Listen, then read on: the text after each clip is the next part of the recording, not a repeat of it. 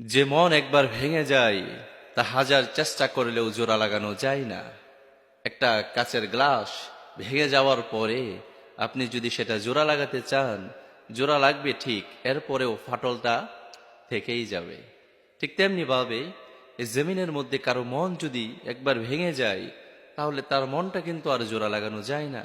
যদি উপর দিয়ে মনে হয় যে তার মনটা জোড়া লেগে গিয়েছে, তার মন আগের মতো হয়ে গিয়েছে, না, সত্যিকার অর্থে কাচের গ্লাস জোড়া লাগানোর পরেও যেরকম ভাবে একটা স্পট থেকে যায়, ঠিক তেমনি ভাবে কারো মনের মধ্যে যখন আপনি আঘাত করেন, ঠিক তেমনি ভাবে তার মনের মধ্যে একটি স্পট পড়ে যায় আপনার প্রতি।